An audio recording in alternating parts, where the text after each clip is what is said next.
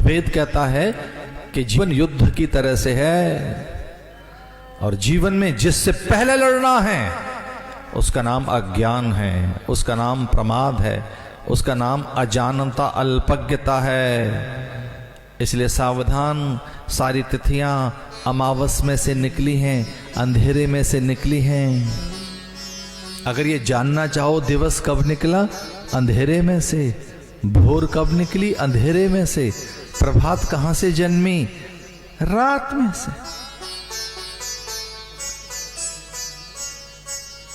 प्रणवो धनु सरो ही आत्मा ब्रह्म तरु लक्ष्य मुच्यते।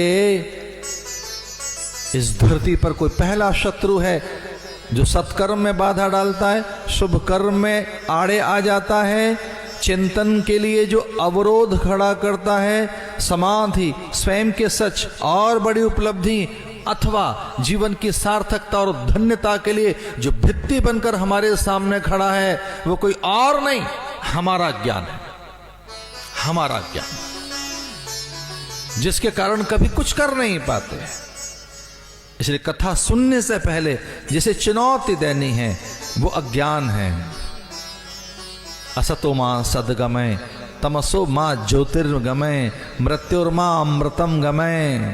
ये तीन चीजें पहले देखो कौन कौन सी हैं। असतो मां, एक असत है, एक कोई अविद्या है। पहले अविद्या, असत है, कोई आलस है। पहले बड़ा तमस है, कोई तमसो मां ज्योतिर्गमय, कोई बड़ा अंधकार है हमारे भीतर, जिसके कारण अपने स्वभाव को, अपने सत्य को, स्वयं को, अपनी रुचियों को जान नहीं पाए। असत है कोई, बड़ा तमस है कोई, और एक तो चीज हर पल है, मृत्युर्मां अमृतम गमय। और मृत्यु है। मृत्यु किसे कहेंगे? छीजने को, मिटने को, मरने को। एक चीज है जो हमारे आसपास है, वो रोज आती है धीरे धीरे धीरे, और प्रौढ़ता और वार्धक्य के बीच में ज्यादा दिखाई देती है झुर्रियों के रूप में।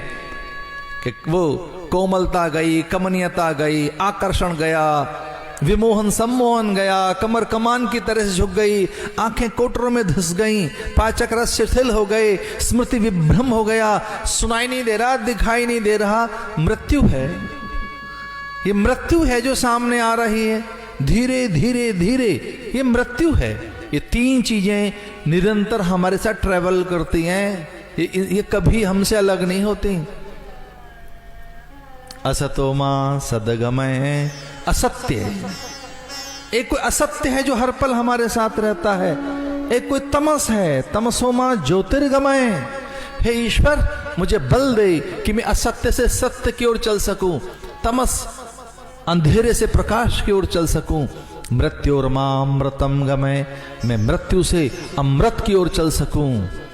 वेद में मंत्र आया, ये जो इतना बड़ा अज्ञान, अविद्या, आलस्य और जो आपके भीतर अल्पज्ञता, अजानता है, ये जो आपके भीतर अवसाद है, चुप्पी, पलायन, अश्रद्धा, अकर्मण्यता, नैराश्य, हताशा, द्वंद्व, भय, इससे लड़ो भाई।